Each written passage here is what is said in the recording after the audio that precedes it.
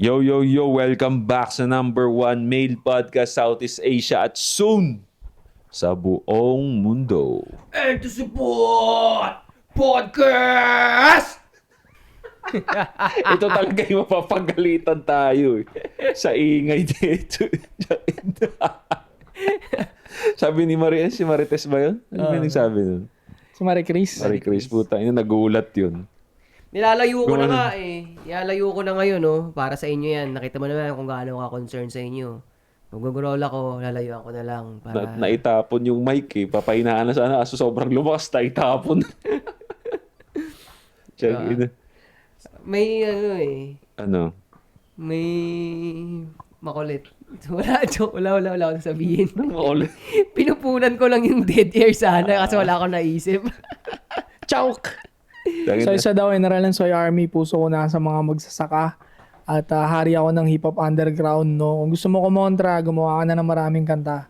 At Slick and Dapper, pagupit kayo dyan, nasa President Ave, second sa Square Building, second floor. Yeah. Dawson Point para sa lahat ng social media. Kung gusto mo gamoy bad boy na may class, wala ka nang kailangan hanapin pa. Mga perfumes natin pare, available sa TikTok shop, right? Prism, sa Shopee. And yeah, pag lalaki ka, mag-sports ka. Pag babae ka nanonood nito, mag-sports ka na rin para sumeksi ka. 8 assets sa lahat din ng social media accounts. Ang Social swerte mo at swerte ako, magkakakilala na tayo. Pero naalala ko na yung gusto kong itanong sa inyo. Regarding sa sinabi ko nung mga nakaraan din. Ano lang to. Gusto kong pag-usapan din, ang saglit lang naman. Yung advantages ng nakalista eh, no? Nilista ko eh, So, syempre. tama yun. Yung advantages at disadvantage nitong tatlong babanggitin ko. Na kapag ang kinuha kong partner, kung halimbawa tinuloy ko lang, theoretically speaking lang, tinuloy ko na kumuha ko ng partner na katulong, rekta na, Ayan, sige, mainit yan. katulong. Tapos yung common ngayon, Teka, ulitin mo, klaruhin mo. Gusto mong kumuha ng partner na galing sa nakatulong katulong? siya. Oo, katulong. Okay. Nakilala mo siyang katulong. Hinari mo siyang katulong. Basta ganun. Yung mga... So, ano sinasabi mo sa katulong, mababa sila, ganun. So, mamaya, pag-usapan tayo. Advantages and disadvantage. Tapos yung common ngayon, yung sa mga middle class, Oo. ito yung common na setup sa mga middle class eh. 50-50 setup ng babae at lalaki. Di ba? Career woman, yung babae, tas Right. yung lalaki, regular na employee rin. Okay, number 2. Okay. Tapos, number 3, yung babae ang big time. Okay. Ikaw ang wala masyadong pera. Wala masyado. Kanina pa kami nagharap ng topic, ang dami mo pala dyan eh. Pinahirapan mo pa kami, 10 minutes kami naganap dito. Ganun. Oo nga. Kasi inisip ko short, isisingit ko lang to. Ay, Short at least talk meron tayo lang. mamaya. Short pa yan ah. Ang kapal niyan pag hinimay Sa natin. bagay, no? Ano yung una? Pag-usapan natin. Sige, ano yung advantage? So maganda yun. Yung advantage at disadvantage ng Advantage bawat at isa na ng yan. So, hindi bawat lang basta isa. disadvantage. Hindi lang Okay. Go, isa. go, go. Ano yung number 1? First question niya raw is ano daw disadvantage at advantage kung itutuloy niya yung plano niyang mang-chicks ng katulong. Yan. Ganda to, ah. Okay, go. Ako muna, no? Sige, muna. Siguro yung disadvantage muna, syempre. Sige, para sige. dulo maganda. Yung disadvantage doon is ikaw yung mostly magte-train ng mga ibang dapat at hindi dapat Okay. sa isang katulong. Kasi, real talk na to ha. Real talk na to. Hindi naman sa pangmamata ng mga Itukan katulong. talaga dito. Kaya nga siya nag-made eh. Kasi wala siyang masyadong skill. Ha? Kasi kung meron, hindi niya pipiliin yun. Kung kaya niya pala mag-program. Example, di ba? Di sana nag-engineering na lang siya, di ba? O kung kaya niya mag-trading, di sana nag-trading na siya. So meaning, wala siyang ibang mabigat na skill na possible mag-generate na malaking income. Assume na natin yun.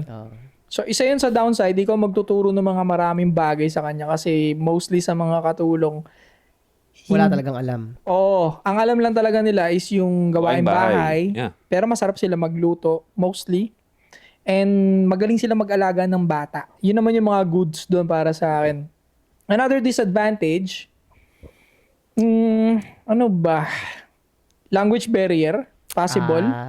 Kasi bihira lang naman nagkakatulong na Tagalog eh.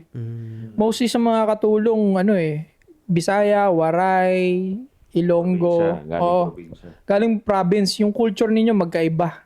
Siguro isa yun sa downside. And doon naman tayo sa good side. Yun nga, maalagaan ka niyan.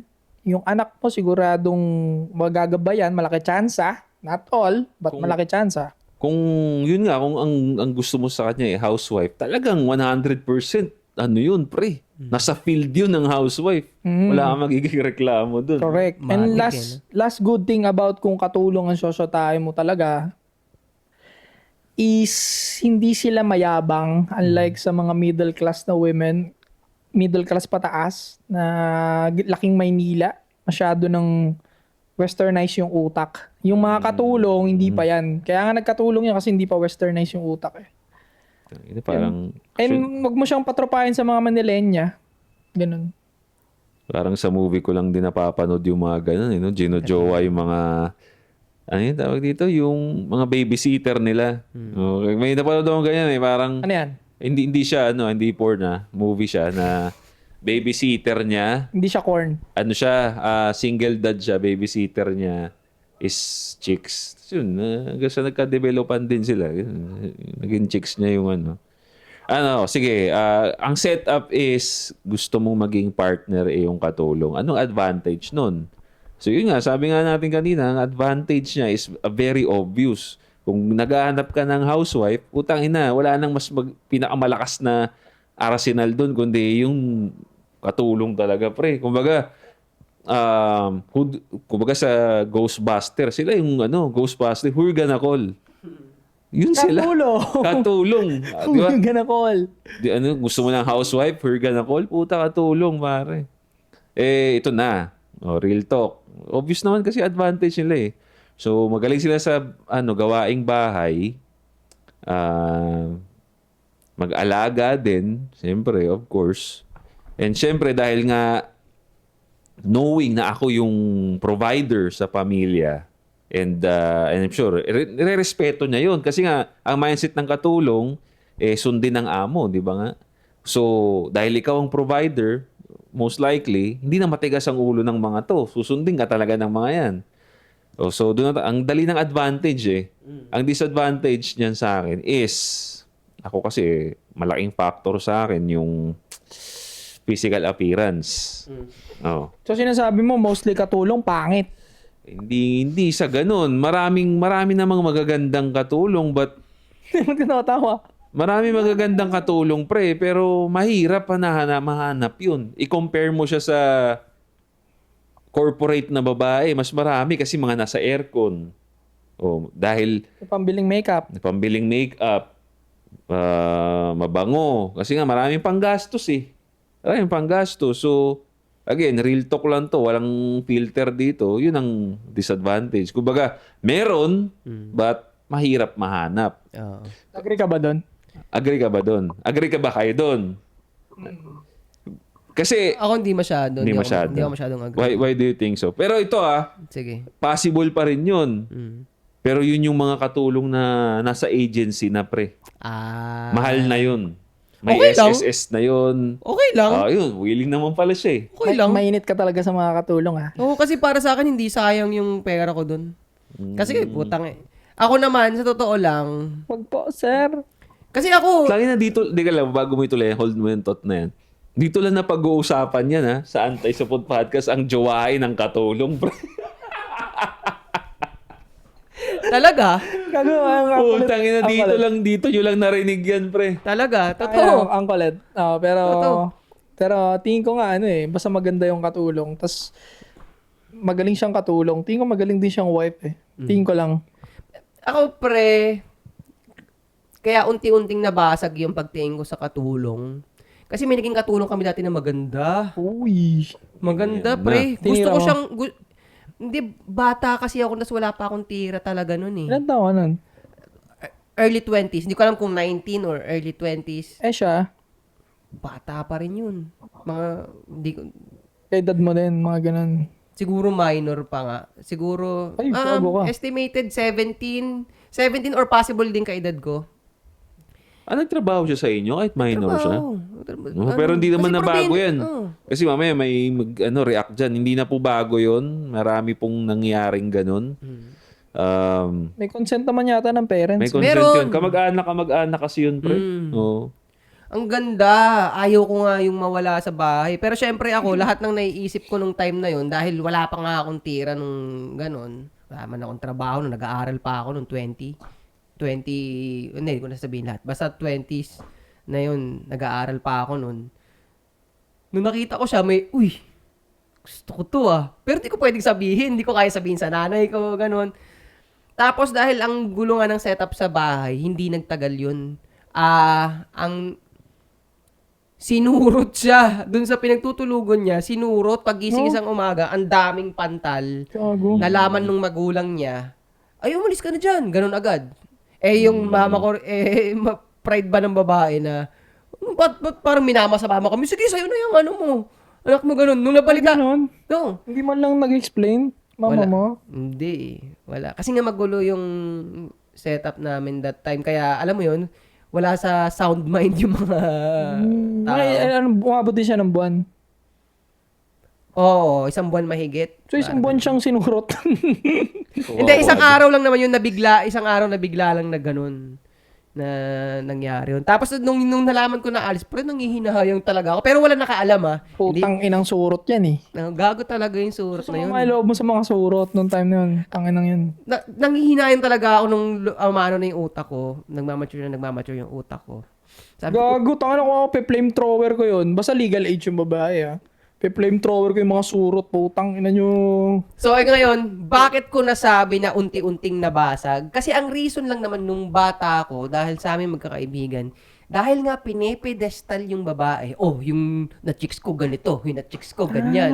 Okay. So, sa circle ko, hindi mo bibring up na, pre, type ko yung katulong. Hindi, nakakahiya. Pero pag sinasabi ko sa sarili ko, pero totoo naman, natipuhan ko. 'Di ba? So, actually, nung matanda na lang ako, tsaka ko na pinangatawanan yung idea na to. Which really makes sense. Kaya nga sinabi niya dito na lumabas na sa podcast na to, kailangan pa ng 8 asset na mag-i-initiate at sa dawat Joshon point na tanggap naman yung idea para mangyari tong conversation na to. Kasi nung bago niya in-explain yan sa podcast, in-explain niya sa akin yan sa kotse. Pero hindi mo pa nga kagad sinabi, di ba? Parang nag-alangan ka pa sa akin, di ba? Anong pumapasok sa isip mo nung bago mo siya sabihin? Baka i-judge ka or what? Actually, hindi na. Ano lang, reason lang is, Kasi nag-alangan ka, nag-hesitate ka nun, hindi ka rumekta nun. nag-alala kasi hindi ko alam kung ano mangyayari sa usapan eh. Hindi ko, pero kung, Anong possible expectation mo na isasagot ko? hindi, wala nga akong ma-expect, pre. Wala akong ma-expect. Kasi nga bago talaga siya, di ba? Aminado tayo na wala masyado nag-open ng ganyang conversation eh. Actually, tayo lang. Actually, ako niluto ko pa sa utak ko talaga yun bago ko ilabas. Sabihin ko sa inyo, 20s yun, nung una kong maramdaman na pwede. Pero, ang tagal, mga 10 taon mahigit. Ma-realize. Bago lumakas yung loob ko na sabihin na pwede. At, masculinity ang reason nun. Kung bakit ko nasabi, ay pwede. Let's go. Pwede. Kasi yun na nga, kung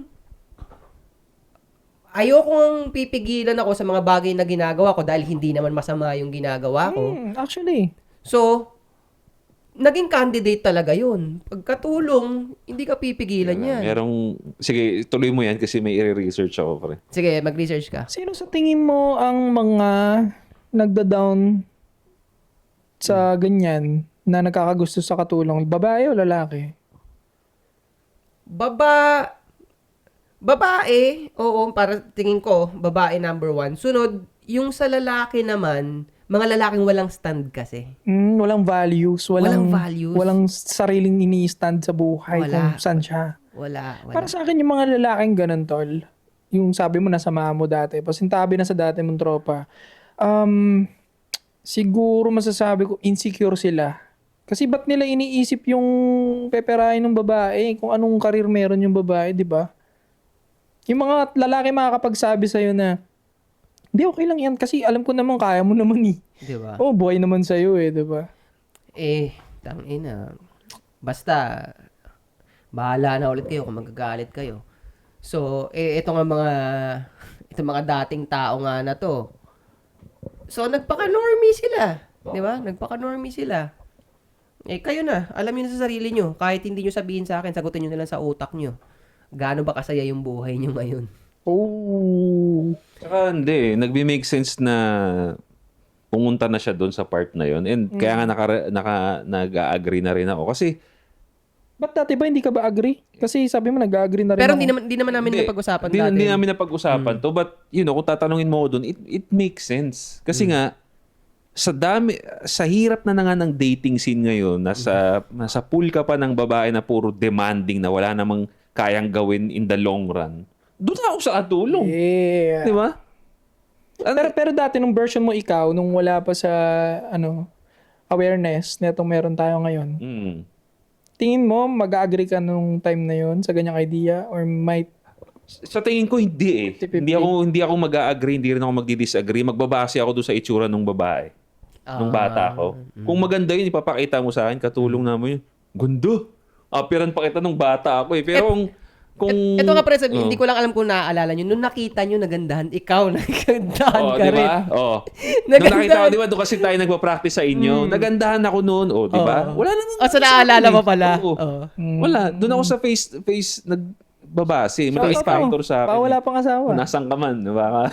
Wala, totally lost track na ako dun sa taong yun. Yeah. Pero ito, dagdag ko lang sa usapin natin. Let's go. Kasi ito, nabalitaan ko to, kaya napa-research ako. Kasi nabalitaan ko to dati.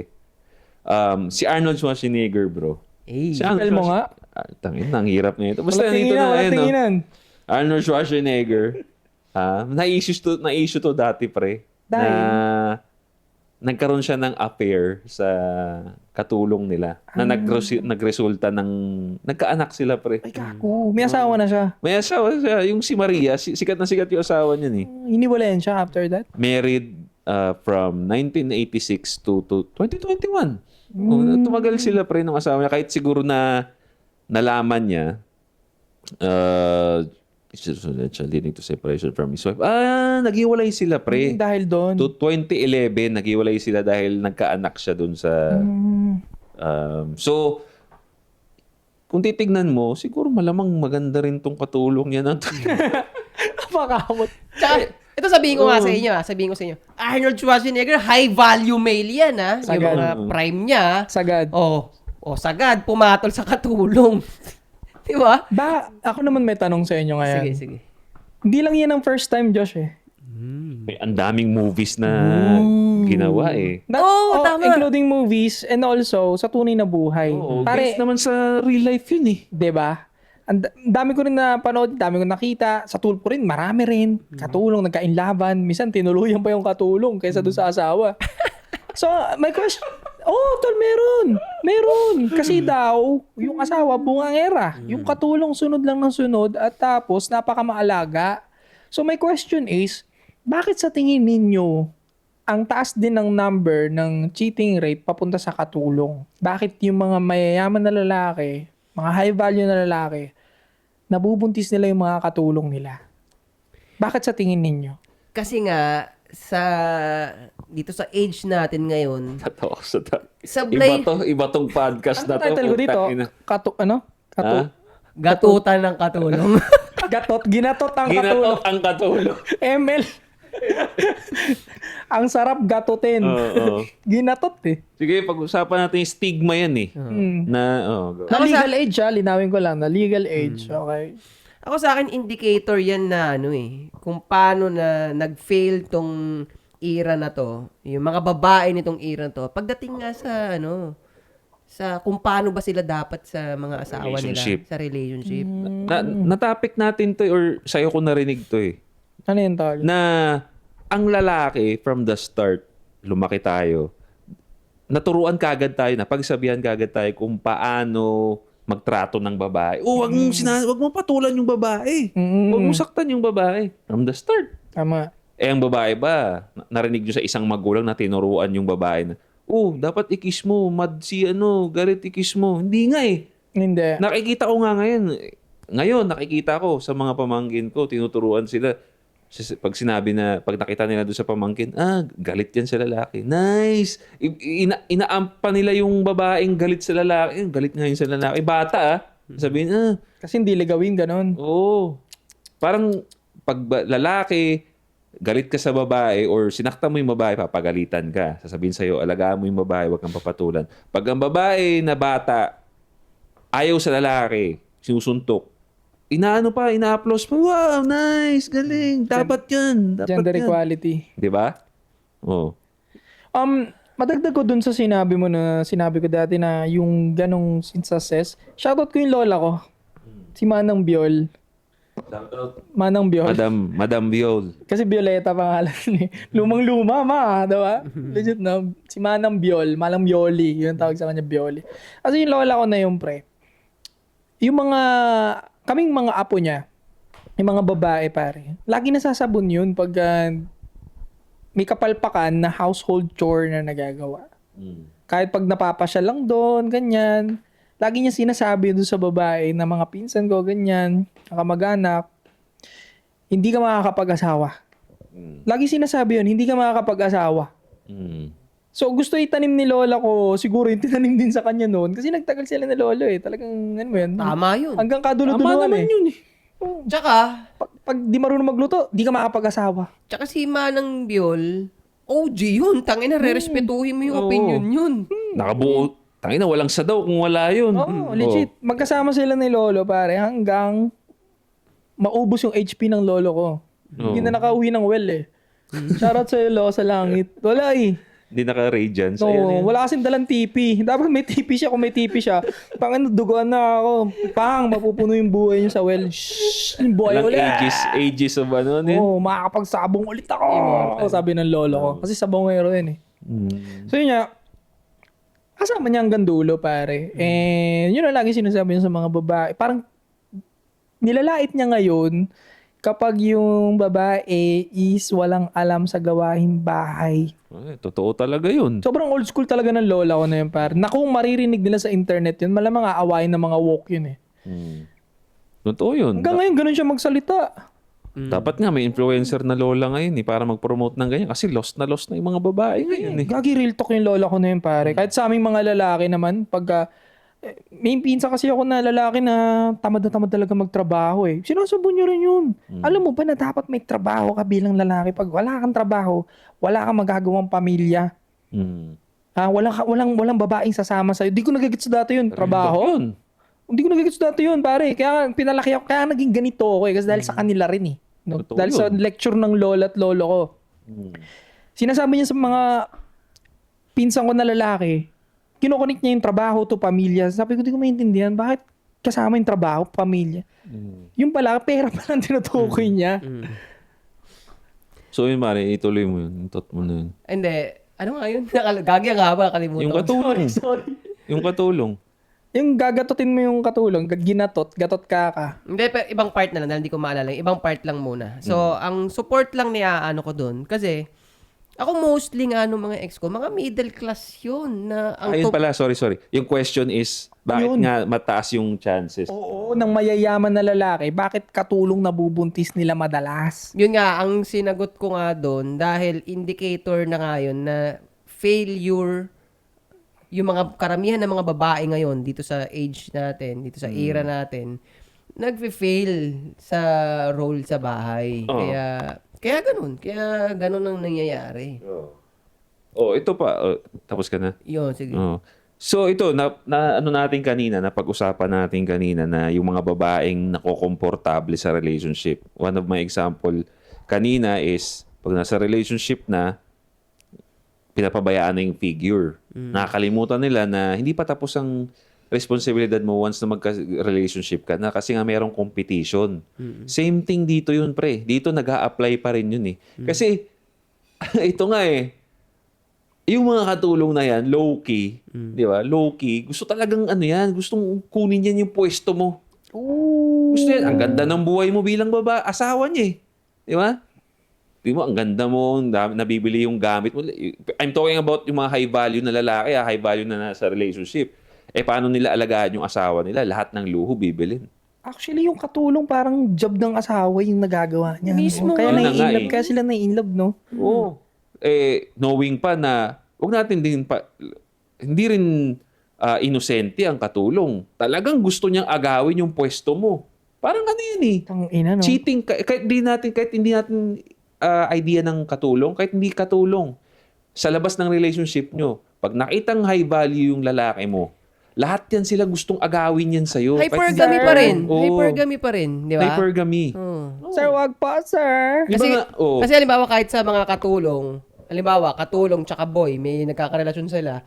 Tingin mo pag nagpakita ng senyales yung boss, hindi niya iiwanan yung Ay, iwan ano? yun, pre. Di ba? Iwan pati pamilya, pre. Oo. Iwan pati pamilya. Ginatot ang diba? katulong. Kahit hindi dun sa katulong, kahit, di ba nga, may mga babae na willing magwing kabit eh. Oo. Di ba? Willing magpaka-sugar baby, maging kabit sa high value kahit alam nila may asawa eh. Correct. Kasi, tangina competition yan eh. Hindi nabibigay sa'yo ng misis mo na, ano ba to? Dilaan yung wet packs mo. Kaya ko yan. Bigay mo sa akin yung luho na gusto ko, bibigay ko sa'yo. Ganun sila eh. Correct.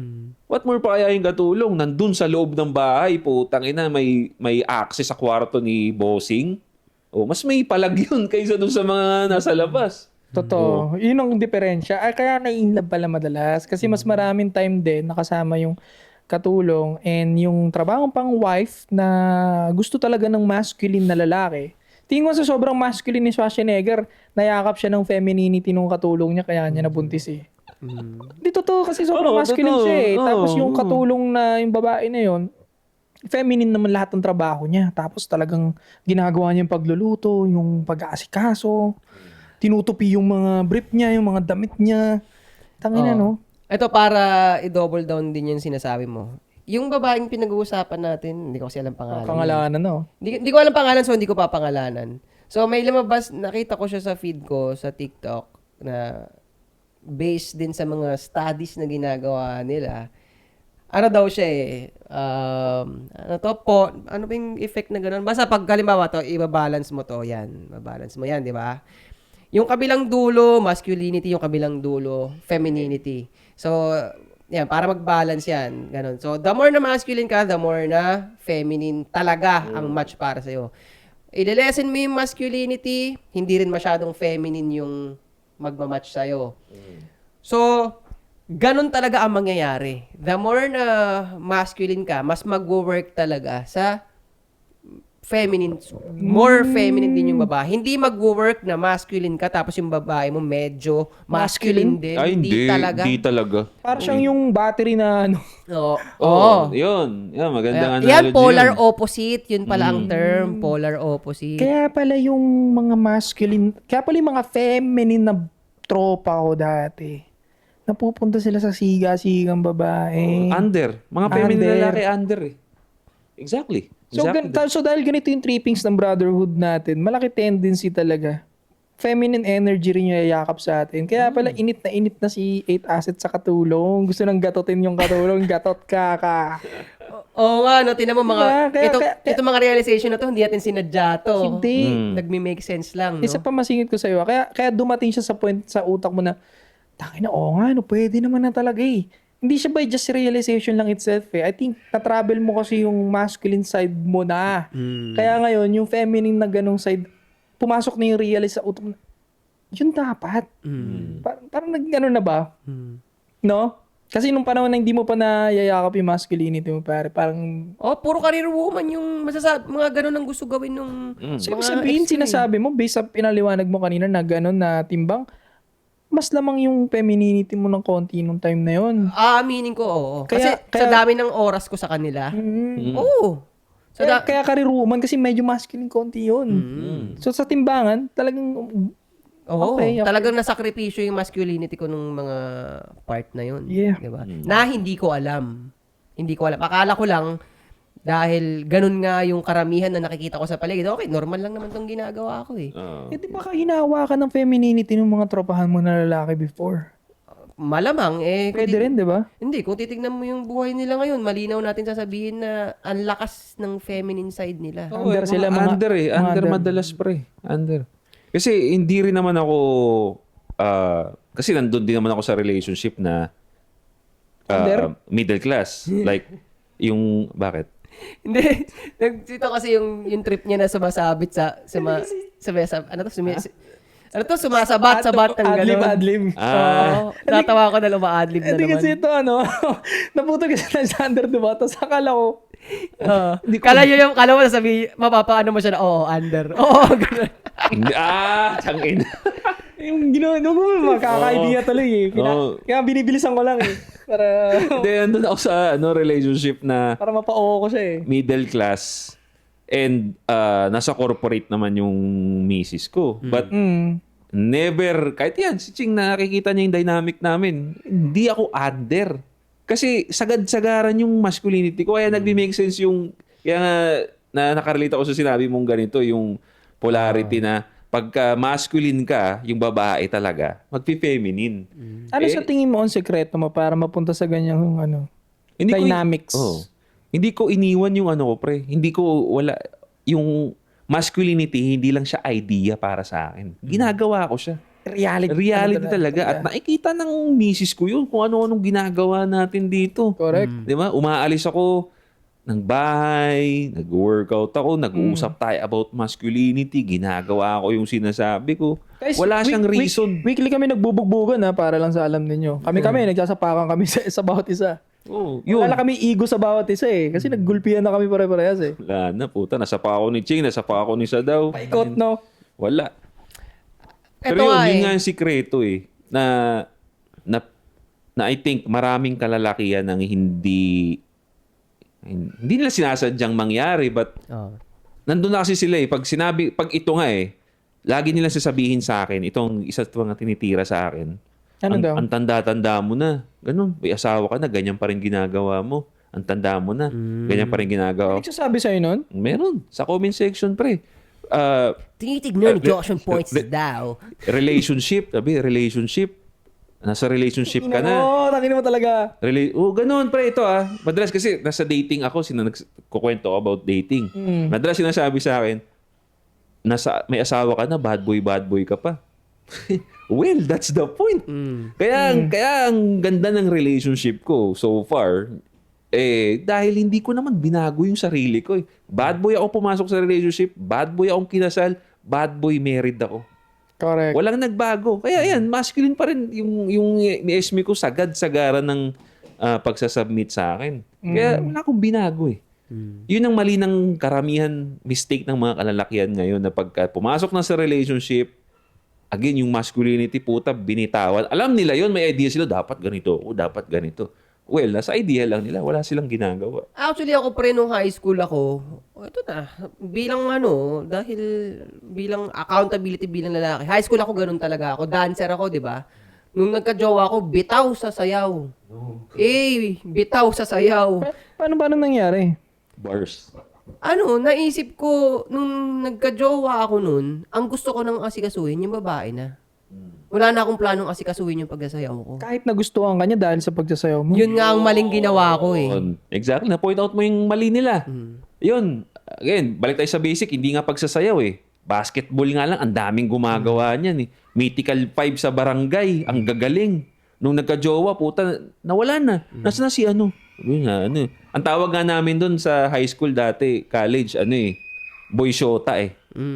Nag-boy shota pre. Alam na ng tropa. Ibig sabihin, nagpo-focus na naman sa shota eh. Pero nagustuhan siya dahil mythical 5 siya. Iniwan. Patay. Nung nag-break, iyak. Walang mabalikan. Nagkalawang sa basketball eh. Yung 4, malakas pa rin. Yung 5, yung siya, wala. Etcha puwera. Dahil ginatot niya yung babae. Nawala na siya ng gana. So yun yung laging, na-realize ko based sa kwento ninyo and based din sa experience ko, laging nangyayari talaga is patitigilin ka ng babae dun sa trip mo. Kingina. Totoo talaga yun, pre. Totoo yun. Na pag sinunod mo naman, naalis siya sa'yo. Gago, di ba? Tama ba? Same experience? Totoo yun. Kasi nga, yun yung tinatawag natin na shit test eh. Ang babae, ang trabaho niyan sa buhay mo talaga, ang itest ka lang lagi. Lahat ng ugali niyan, lahat ng sasabihin niyan, lahat ng suggestion niyan is test ng masculinity mo. Kung gaano ka ba talaga katibay. Hindi nila sinasadya yun. It's just that yun ang nature nila para i-test kung magsusurvive sila sa'yo eh. Ganun sila mag-test eh. For example, huwag ka na mag-basketball, dito ka na lang sa akin. Oh. Now, sumunod ka doon, you failed the test. Hindi siya magsusurvive sa'yo, sumusunod ka pala sa akin. Pero again, unconsciously nilang ginagawa to. It's just that yung nature nila ang gumagawa nun. Kaya nga, sakto-sakto nga. Kasi nga sabi niya, di ba, after na, nag-leave na siya dun sa dancing. And then what happened next? Eh di nawala kami, bumalik ako sa sayaw. Pero matagal din, hindi rin ako nakabalik agad nun. Nagpaka-lasing-lasing ako, ganun. Matagal din kayo nagsama. Yung babae, Hindi, nung lalaki. Siyempre nung babae, siyempre. mga 1 year mahigit. Yes. Oh, yes. Mga 1 year mahigit. Nag-living kayo, par? Ay, hindi, gagi. High school pa lang ako nun. Girlfriend lang. Girlfriend. At paulit-ulit na nandun yung utak ko sa ganun. Na. Basta, nagiging goal yung babae. Na, okay, ano na ako, solve na ako, may chick na ako solve na ako. Kaya, ganun. Na, yun nga, na-realize ko, paglipas nung panahon, na kasi, high school nga ako noon, tatanda ako, iba't ibang tao na mamimit ko. Makakarap ako ng ibang lalaki, tapos makukumpara ko yung sarili ko dahil instinct nga din nila, sino mas maangas. Ngayon sabi ko, puta, wala akong na-build na angas Dahil doon na yung realization na dahil sa ugali kong ganun, na binibitawan yung identity ng dahil sa babae, wala akong nararating, wala akong nabibuild. Yun, kaya ayoko na ng ganun. Doon ko natutunan yun na, putang ina, mali. Hindi dapat ganun. Yun, tapos, yun yung history kung bakit sa experience ko, mapapatunayan ko na mali talaga yon. Pero ang gusto ko banggitin kanina pa na hindi natin matuloy-tuloy. Yun nga, yung experience ko sa mga ex ko dahil nga mga middle class na career woman, na napag-usapan na rin natin dati, wala kaming nabubuo. Bakit sa tingin mo? Kasi, Nabubuong bata? obviously, bata rin. Pero hindi. Ibig sabihin nabubuo kasi gusto ko mag-business. Nabibuild na. Mabibuild, na mga ganun. Kasi, ang nangyayari nga, mas gusto nilang nasusunod na yung sa kanila. Karamihan talaga to ng career woman, Kaya, yun din yung reason kaya suko na ako dyan sa mga yan. Ayoko na yung mga yan. Kasi yung buong experience mo Yun dun yung sa buong kanila. experience wala Asit, hindi mo lang kasi afford kami mga career woman. Wala ko pa kailang gago. Hindi ko kayo i-afford talaga. Hindi ko kayo kailangan. Kasi high maintenance kami, hindi mo afford. High maintenance, Mag-solo ka na dyan. So, High maintenance ka pala kainin mo yung mga, Actually, balik tayo doon sa katulong. Speaking of high maintenance, napaka-low maintenance pa nila. Oo. Pre. Dali mo lang sa coffee shop, masaya na. Talaga. Is it bad? Pero malamang pag narinig ng babae to, mamasamain na naman. Kasi namamanipulan nyo, wala kasing pera, ganito, ganyan. But ito nga ito yung kung bakit ang pinagkaiba, isa sa pinagkaiba ng mga lalaki. Pagkatapos nating, ikaw, katulad mo, isa ka sa magandang example doon. Pagkatapos mo sa mga ganitong experience, willing ka ngayon to date down. Diba? So, may choice ka. Gusto mong padaliin ang buhay mo? Di ito. Kaya kong pasukin to. Ang problema sa kanila, kaya wala silang karapatan i-criticize yung choice natin. Kasi buti nga kami, kaya namin mag-date down para padaliin yung buhay namin. Sila, the more na na-heartbreak sila, lalong tumataas yung mga standards, pre. Saka the more na nagkakapera sila. The more na nagkakapera, the more na kung ano mang issue, imbis na pababain nyo at ma-realize ninyo na baka ito lang talaga ang kaya ko, ito lang talaga ang gusto ko. Hindi Mas tumataas pa. At the end of the day, boom, mag-isa. Alam mo kung bakit tumataas yung standard pag dumadami pera ng babae? Bakit? Sobrang makasarili nga kasi sila. Ang gender na pinaka-selfish talaga, selfish sa pera, selfish sa anak pag naghiwalay. 'Di ba? Tago dadamot. Selfish sa kaligayahan is babae. Bakit ko kamo nasabi, no? Hindi sila willing mag-suffer para sa kaligayahan ng lalaki. Pero vice versa pwede. Pangalawa, pag may pera ang babae, ayaw niya ng mas mahirap sa kanya yung lalaki. Unless kung 40 na yung babae na o 30 years old na pataas. O expired na. Pero hanggat hindi pa expired yung babae, gusto niya mas mayaman sa kanya yung lalaki. Kasi nga selfish ang putang ina, ayaw niyang mabawasan yung pera niya. Ganun sa kagahaman. Ngayon, alam ko na yung sagot sa problema natin kanina kung bakit na-appreciate mo na yung katulong ngayon. Financially stable ka na kasi. Before, wala ka pang pera, kaya ang gusto mo, shortcut to pera, maperang babae. Tama. Oo, ngayon, dumami yung pera mo, naging okay na yung buhay mo, kaya mo na magpasaya kahit hindi naman stable yung pera ng babae. Ang kailangan mo na lang talaga is yung marunong sa buhay o marunong alagaan yung magiging legacy mo. Totoo. O kasi dati, nung wala ka pang pera, wala rin pera kukunin mong babae. Paano niya? Paano nakakain? Merong part na parang dati, dumedepende ka rin, sasandal ka rin. Naghahanap ka ng career woman kasi sasandalan mo rin siya financially. Na mali. Na mali talaga. Na mali, oo. Pero Sa normalized ngayon. yun. Sa ngayon. Ang ina nyo, gago. Normalized yun. Pero normalized yun, sinasabi ko sa inyo. Yung ganon na, yung ano lang natin yung pusuan, yung lineup sa pusuan Here we go. Yung kasama kong isa doon, yung katabi kong isa, sabi niya, sa akin, sa edad kong to, and in this economy, nag-matter sa akin na maganda yung karir ng babae. Ano pa bang ibang ibig sabihin nun? You're fucking broke. Di ba? Ayun, kaya pagdating dyan, wala katulong. Katulong talaga, lumalabas sa usapan natin. Talagang sila na Tsaka mas laman. nasa mindset talaga, ikaw rin, nasa mindset mo na simple lang, simpleng buhay lang. Oo, di ba? Pag career mo kasi, ang dami pang kaartihan din kasi. Tingnan mo Di ba? to, pre, dahil wala talaga akong pagsisinungaling sa lahat ng ibinitaw ko dito. Hindi ko kailangan practicein yung mga sinabi ko. Di ba yung sinabi ko, simple, aligned lahat di ba? Andun, sa pusoan ng laruan. Sabi niya talaga, gusto niya simple ang buhay. So yun, pinag-usapan namin ni Ching sa kotse ang katulong topic na yan. Naalala ko lang sinabi ko nun, tama naman yan Basta kaya mo naman justify, back up mo ng reason. Bakit? Kasi yun ang una kong tinanong sa'yo, bakit ganun yung idea ang system na na-create mo? And explain niya, ganyan. May system na siya. May justification na siya bakit ganito.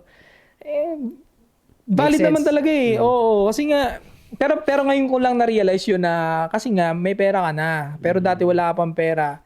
Hindi mo talaga isipin yung gano'n. Hindi, kasi nagmamatter na dapat may pera din siya para mabilis tayong pumera. May pera siya Pag sanibin natin, okay na. Pero ngayon may pera ka na, ang gusto mo na lang, walang stress. Kahit wag ka nang kumayod, basta wag kang ma-stress, wag mo ko pa-stressin.